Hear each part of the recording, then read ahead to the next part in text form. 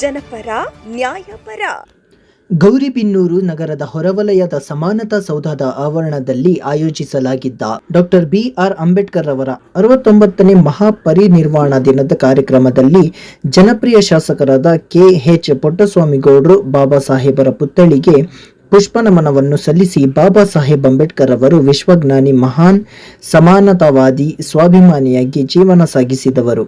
ಭಾರತದಲ್ಲಿರುವ ಅಸಮಾನತೆ, ಜಾತೀಯತೆಯನ್ನು ತೊಡೆದುಹಾಕಿ ಮಾನವರೆಲ್ಲ ಒಂದೇ ಜಾತಿ, ದೇವರ ಹೆಸರಿನಲ್ಲಿ ಸಮಾನರೆಂದು ನನಗೆ ಬೇಕಿಲ್ಲ, ಮನುಷ್ಯರಲ್ಲಿ ನಾವೆಲ್ಲರೂ ಸಮಾನರು ಎಂದು ಸಾಬೀತಾಗಲಿ ಎಂಬ ಉದ್ದೇಶದೊಂದಿಗೆ ಪ್ರತಿಯೊಬ್ಬ ಮನುಷ್ಯರಿಗೂ ಸಮಾನವಾದ ಕಾನೂನು ಜಾರಿಯಾಗಲೆಂದು ಸಂವಿಧಾನವನ್ನು ರಚಿಸಿ ನಾವೆಲ್ಲರೂ ಬಾಬಾ ಸಾಹೇಬರು ಭಾರತದ ದೇಶಕ್ಕೆ ಕೊಟ್ಟಿರುವ ಸಂವಿಧಾನದ ಆಶಯವನ್ನು ನೆನಪಿನಲ್ಲಿಟ್ಟುಕೊಂಡು ಅವರ ಆದರ್ಶಗಳನ್ನು ಅಳವಡಿಸಿಕೊಂಡು ಜೀವನ ಸಾಗಿಸಬೇಕು ಎಂದು ತಿಳಿಸಿದರು. ಈ ಸಂದರ್ಭದಲ್ಲಿ ತಾಲೂಕು ಆಡಳಿತ ಅಧಿಕಾರಿ ವರ್ಗದವರು, ತಾಲೂಕಿನ ಅಂಬೇಡ್ಕರ್ ಸಂಘ ಸಮಿತಿ ಒಕ್ಕೂಟಗಳ ಪದಾಧಿಕಾರಿಗಳು, ಅಧ್ಯಕ್ಷರು, ಸದಸ್ಯರುಗಳು, ಚುನಾಯಿತ ಜನಪ್ರತಿನಿಧಿಗಳು, ಕೆಎಚ್ಪಿ ಬಣದ ಪ್ರಮುಖ ಮುಖಂಡರುಗಳು, ಕಾರ್ಯಕರ್ತರು, ಬಾಬಾ ಸಾಹೇಬ್ ಅಂಬೇಡ್ಕರ್ ಅವರ ಅಭಿಮಾನಿಗಳು, ಬಳಗದವರು, ಸಾರ್ವಜನಿಕರು ಉಪಸ್ಥಿತಿಯಲ್ಲಿದ್ದರು.